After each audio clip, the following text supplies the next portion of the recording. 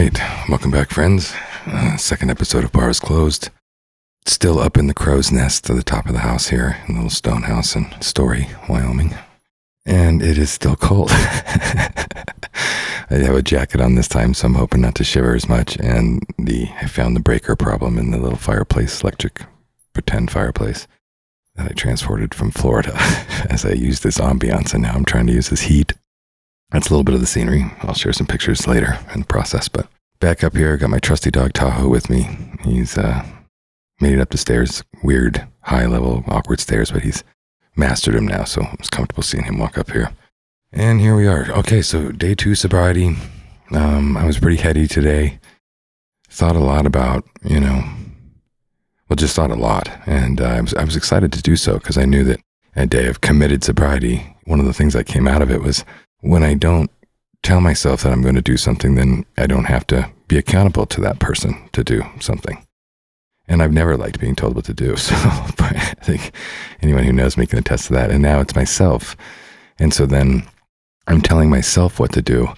And so, your natural reaction is to reject whoever's telling you what to do and have a conversation with them. And therein lies the duality. And so now I have these two personalities who are chatting with me that I'm becoming aware of in my present day, in the daytime, thinking about this. And then you can go down a rabbit hole in your head about who those two different people have been when they made the choice one way or the other. Who was the guy who went right and who was the guy who went left at times. And I started to have flashbacks of those characters, both good and bad and indifferent. And there was kind of the first breakthrough of the day for me was, it was actually in line with all the branding that we were talking about in a sense, but it wasn't forced. It really came about and, let me know that I was on the journey of duality. And in that, I kind of embracing some other kinds of inner work and shadow work and things like that in my life. I can see that it painted a little picture for me that, like all of those people that I'm looking at, or at least the two of them, and then the different rings of each one of them, they're all me inside. It doesn't matter if I drink the potion or not, it's not. And I know there's lots of conversations around, I don't mean what I said when I was drunk, but I'm going to take it from an approach that it's all inside. It's the inner journey in the galaxy to go into. And why does the potion make me go that way? And why does it turn into poison and make me go this way? And what do I love and don't love about any of those characters so I can be wise about the one that I choose to stand in today? So that was kind of the first one.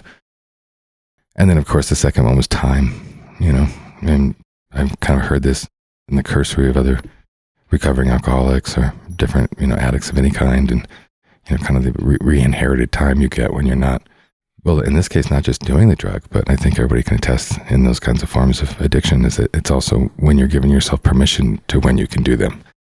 And so in some way that kind of taints the layers of your everyday life because, whether it's as simple as, hey, I can't wait till I can have that one cocktail at the end of the evening after work and everything's done. And, that's, whether it's 7:30 or 9:30 or midnight or 5:30, it's like, it's there waiting for you, warm and fuzzy, and that lets you know the day is over. And sometimes you got to skip them, but even at that light of a note, you're thinking somewhere in that day, and maybe on several times, can't wait to have that drink.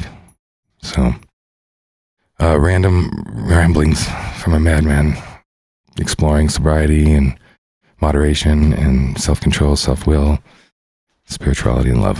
Anyway, day 2, sobriety. Thanks.